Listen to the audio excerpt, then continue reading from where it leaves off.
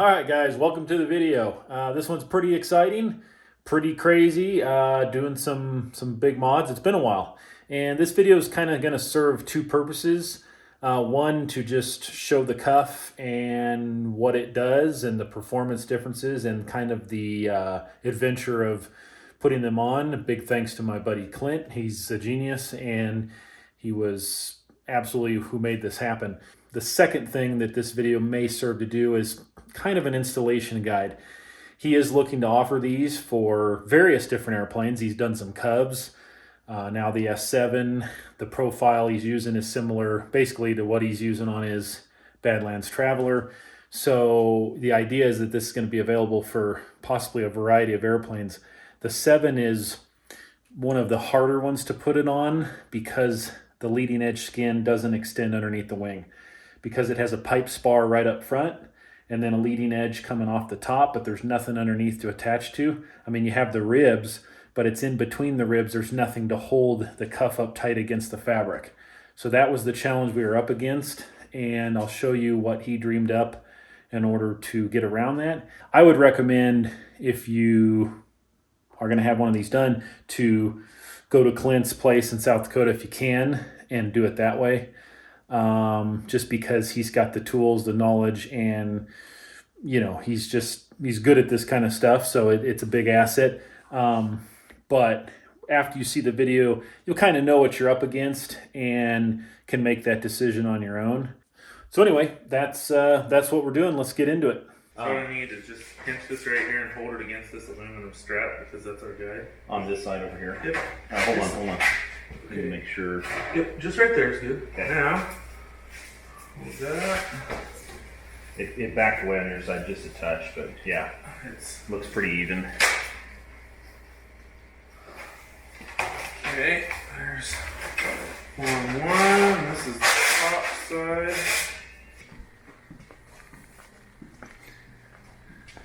And we do top side. I already adjusted this thing last night. A little bit of curve for the top side. Okay.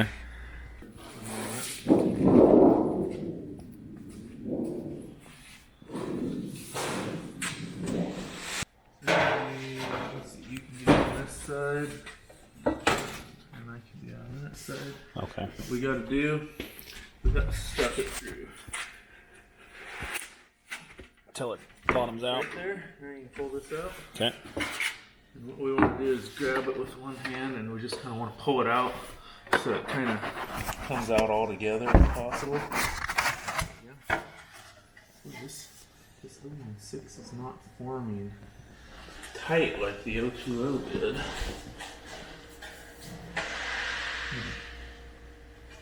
sure. Have to do something. Well, see how tightly this piece formed. Yeah. See how this one's not as tight. Right. But I rolled it around as far as I could in that tool. So I think that's. It's just it's a thinner material than what I've been using, so spring back seems a little different. Yeah. I mean, it does pull. I mean, you can pull it down, But you don't want to have to pull that hard, I kind of right? want it to be just Form lay fitted. down on its own accord. Sure.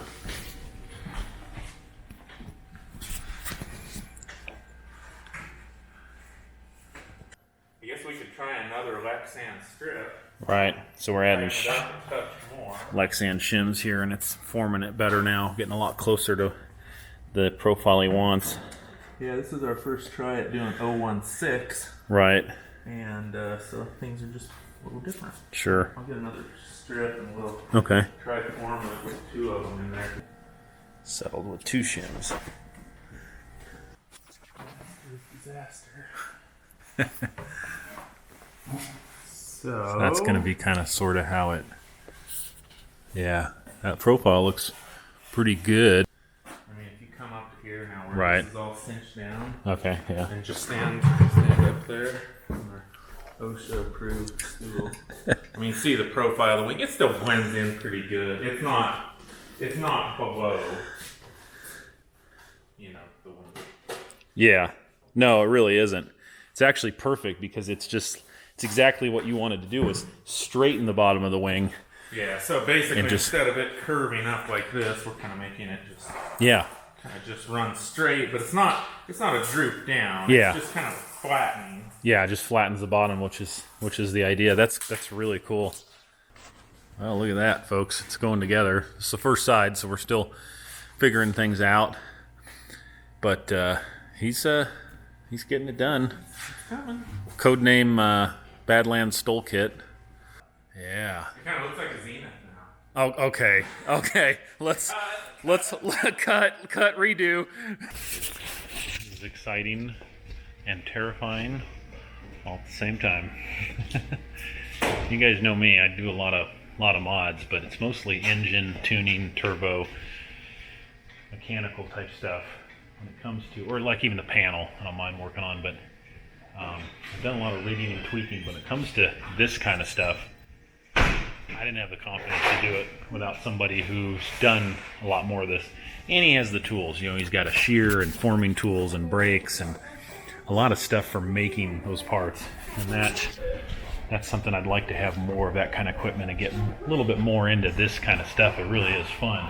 But having him here leading the charge, I don't do that very often. You know, usually it's like I do all the mods myself, do all the work myself, but this was one of this airplane's a little too nice for me to start knocking holes and cutting fabric and stuff without having a real plan in place. So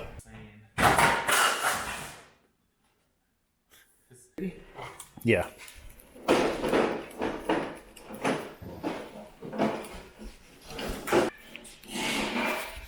Is that okay, or is it in your eyes there? That's good. It's a really tight angle drill. You know what? Just realized I don't think that's an 1/8 inch bit. It looks like a. Oh, it's bigger. I better check it. Yeah. So what we're doing is we're removing the first rivet on these ribs and then reusing it, and then we're going to put a second one in too. The way it's going to work out, we should be able to end up with two, maybe. We'll see on the ribs. It'd be nice to grab a little bit more material.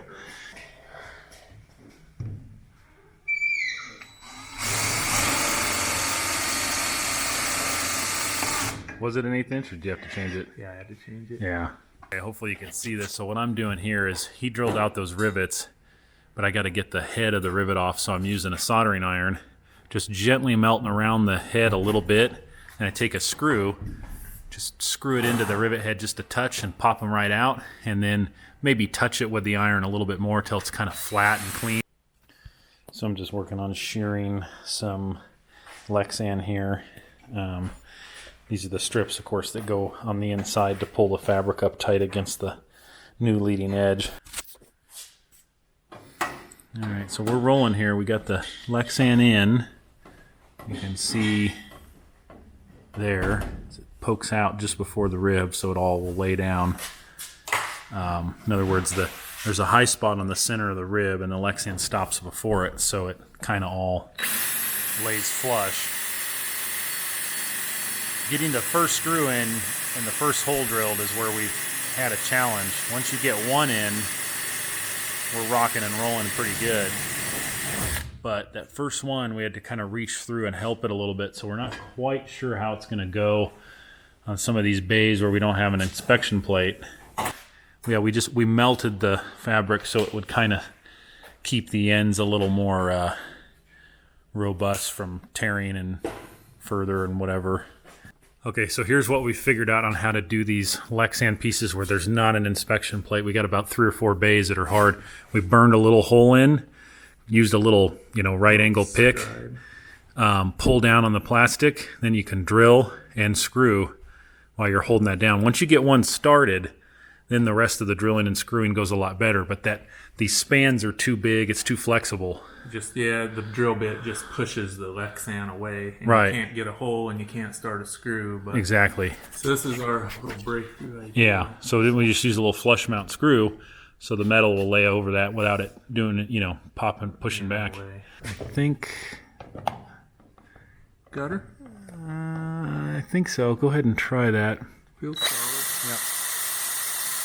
Yep, there it is. Then we just hold down on it, put a screw in, and boom, we got us a good start. All right, so we're working around the strut there. Got it carved out nice, get a good fit. Be a little tough to get screws up in here, but we're gonna get at least one up there somewhere. So far, all our pieces are laying down real nice. We had the second piece here we had to redo because it just wasn't quite, we weren't quite happy with it. So we remade that one, and since then, we've been nailing the fitment on these. And even they're starting to line up here real good. A couple of them, like this one, you know, it isn't quite perfect, which is okay. It's kind of to be expected. It's either top or bottom. When you lay one over another, it's going to happen. But yeah, these skins are looking good. All right, well, this side is on. Obviously, I've got to drive rivets, but it's glued. The bottom is all done, minus one spot where we got to put in 2 screws. All right, well, things are coming together. And so, you know, we got the double rivets on the ribs. Got the Lexan pieces back there to squeeze. And then it's glued to the foam blocks.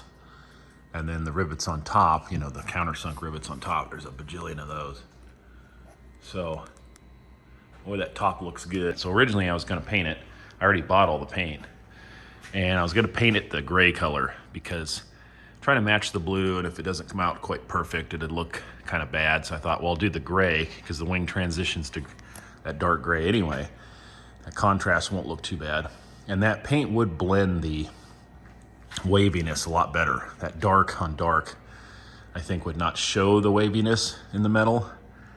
But the flip side is, I kind of like the aluminum look. It kind of goes with all my scoops and stuff that I have on the airplane, and you know, the struts, the step. There's a lot of aluminum color, and it's lighter, and it's far less work. Now, I'm not afraid to necessarily have to do some work. The problem is there's no guarantees the paint comes out good. That's a big project. That's a lot of area to shoot properly. I'm not a painter, you know, so my confidence in that coming out real good is not real high.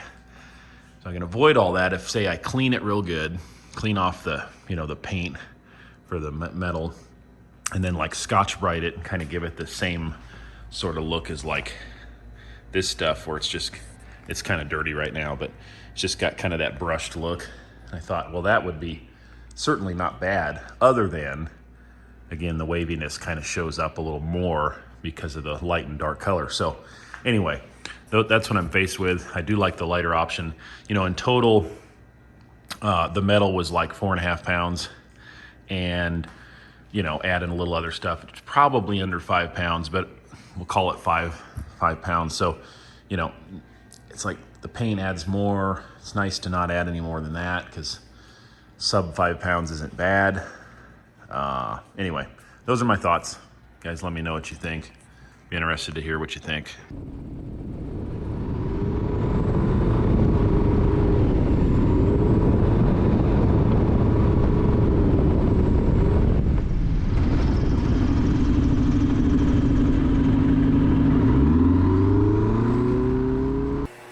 Okay, so I flew it with the first iteration here with the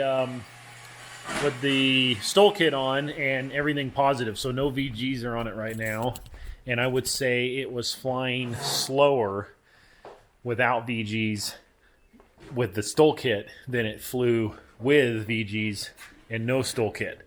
So that's a big gain to already have gone beyond that and not have any VGs on it. Because obviously if we put those on, we should even pick up a little more performance on the bottom. So that was really good. Everything was good. Stalls were docile as before. Very stable, low speed. You know, nothing weird with flaps, nothing weird in a slip, no negative tendencies. Everything flies very much like it was before, except it feels a little crisper at real low speeds. Motoring around in slow flight was real stable feeling. We decided to take it a step further. Clint, being the genius that he is, said, hey, I got another idea while you're here. Let's finish these off. So this is where it ended, because this is where the wingtip tapers, top and bottom, of course. And that part of the wingtip isn't really doing a lot. It's more for looks. So he said, let's make it actually functional, at least a portion of it. So he whipped up some foam blocks that we've attached, and it's gonna have a diagonal cut in order to take out some of this tapered part of the wing, because as the wing goes back here, it is tapered, but not nearly as much as it is up here. So by filling that in with a wingtip, we kind of turn this part of the section of the wing back into an airfoil, and we can gain some lift. Same with the top. As you can see, this is the profile. What it does is it just extends this out and maintains it essentially. So we're going to pick up a little bit more in theory by making the ends of the wing actually functional, and that's how and it'll look better too. It just kind of finishes it off a little nicer. That's the plan right now. We're going to work on that, and then ultimately I'm going to stick, a few VGs on it. Probably stick some just out on the ailerons at first, just to give all the aileron effectiveness possible, and kind of work from there and see what effect it has. Yeah, nice. That should do it. We're just working that profile to where the skin is even. It's even as it goes out the front there. Okay, this one's done. Got it all tied in. It finishes off the wing pretty nice. There's a little bit of a wrinkle here, kind of like we've been experiencing. We worked with it some and got it a little better. But anyway, there's a little more droop on this portion because of what it does, and I'm gonna have to cap the end. It's kind of hokey, so I'll make a little stall fence looking kind of a mini thing to cap the end. But other than that, it looks really good.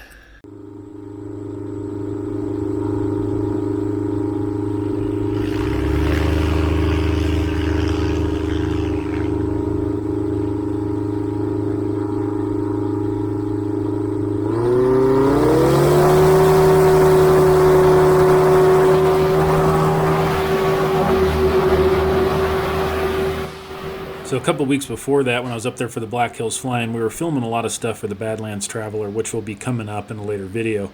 One of the things we did is we got side by side and basically did slow flight to see how fast I was going to motor around him, because I can't fly as slow as that Badlands Traveler. Now, I don't have any real good hard data, but since we did that a couple weeks ago, we also redid that again this time after doing the cuff, and I came around him slower. That's all I can say. Like, we both noticed that it was just noticeably slower. So again, another good sign, a couple mile an hour slower flying probably. Now the airspeed indicator will go to 0 when I'm in slow flight, hanging on a little power. I don't recall that ever happening before. So there's a lot of indicators that things are all going the right direction here. All right, guys. So I'm going to do a little more testing here. I'm at home. I've got an average weight, like half fuel, some baggage, fair amount of baggage. It's kind of a normal loadout. Got a little bit of a breeze, but we're going to go out and do a little testing. Now what I've done is I've adjusted my ailerons a little bit more. So what I had done originally is I'd kind of cheated a little bit, drooped my ailerons to get a little bit more low-end performance. Basically, you lose a few mile an hour on top, you gain it on the bottom when you do that. It's not really the best way to do things, but it kind of works. As I've been adding the VGs back onto the cuff, I've been taking the droop out. So far, I think I'm still ahead of anything, or at the very least, the VGs have offset the droop loss, but I've gained a little bit of speed back from doing, taking the ailerons back up. So I think the cuff, maybe it added a little bit of speed, very minor, 1 mile an hour, 2 mile an hour, just a little touch. But I should get another couple mile an hour back from doing that, hopefully. And if I can retain this increased bottom end performance, well, that's a win-win. So that's the idea. We're going to go out, we're going to test it some more.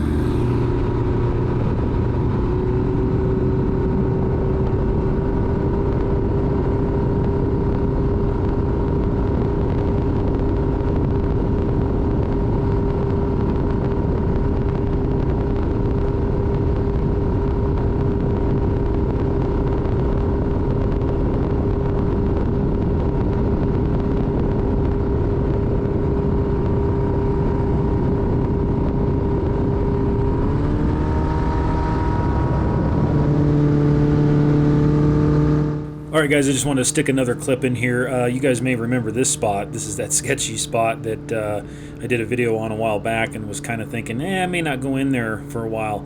It was slightly cooler on this day, but I think I was a touch heavier than I was the last time I was in there. So conditions were pretty similar, and I've just been feeling good with this cuff. I feel confident. It flies a little bit slower, and I thought, here's a real test, because this is a tight spot.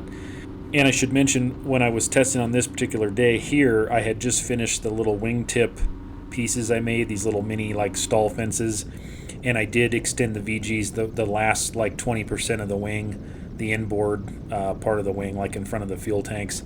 So check out, landing here at this spot. You can see there is some difference. Like I say, all indicators have all pointed the same way. It flies slower, it's crisper, it's more stable. The stalls are super docile now with the VGs on it, better than ever actually. And I'm just really happy with how it feels after putting some hours on it.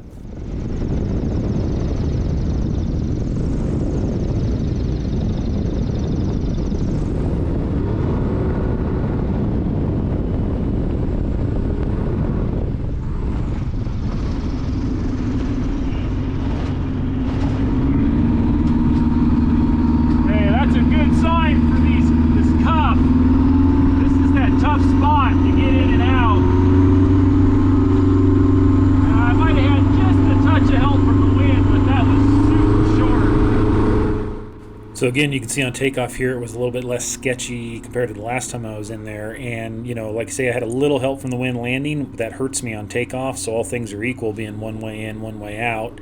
And it was a little bit cooler, but I was also noticeably heavier, had more gas. So I'm going to say these results are really positive. Again, it doesn't mean everything. Conditions are different from day to day, but it's just like everywhere I test it, everything I check is come back positive that it is flying slower.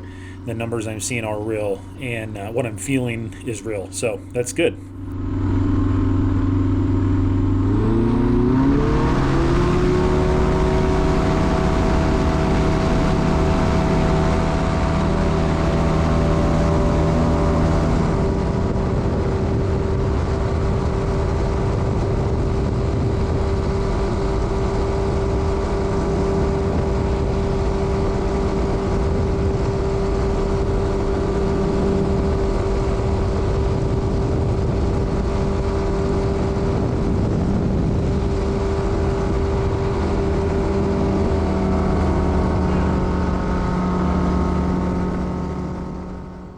All right, final thoughts, wrapping this video up. I would say that there is a couple mile an hour drop in stall speed and landing speed with this cuff compared to the VGs and the stock wing. Changing the profile of the leading edge can make some magic happen, but also partly you're adding just a little bit of wing area by extending it forward a little bit, and that helps too. But the shape he's got figured out really works because there's no speed penalty, and you're gaining a little bit on the bottom. VGs is a lot of bang for the buck. They don't weigh anything, they don't cost that much, they don't hurt you on the top. They're really hard to beat, but when you want to go beyond that, you've got some other options like different flaps, cuffs, slats, and those items all start to have a little bit of a drawback of one kind or another. But I would say the cuff is the next best thing to do because the only real drawback is just a little bit of weight. And the return is really good. Slats are great for competition, and they're great in certain cases, but they hurt you on climb out, they hurt you on cruise. So I'm not the biggest fan of that. It's nice to get the performance without having to use them if possible, in my opinion. Obviously, better flaps can offer a lot, and we may explore that a little bit. But anyway, the cuff is a great deal, and Clint's really got it figured out. And just a huge thanks to him for helping me do this because, man, what a project, and it's something I've wanted to do for a couple of years. So I really appreciate that. Clint and his wife, Crystal, are great people, and I just can't thank them enough for their help. And so anyway, guys, we'll wrap it up here. Hopefully this will serve as maybe a little bit of a help installation guide-wise if anybody else chooses to buy one of these. And if not, hopefully you found it interesting and got something out of it. Patreons, thank you very much. I know I haven't posted in a while, you guys. I filmed a ton of stuff. I have like 750 gigs, or actually I think closer to a terabyte of footage that I've filmed here in the last month or whatever, and I'm trying to work through it. I'm putting together a little short video of the Black Hills flying. It's about half done, and we got some big stuff coming with the Badlands Traveler that I'm working on. And I did film a little bit of the fall color change the other day as well. It'll be pretty good. So appreciate you guys' patience, and yeah, you guys know the deal. We'll see you on the next one. Take care.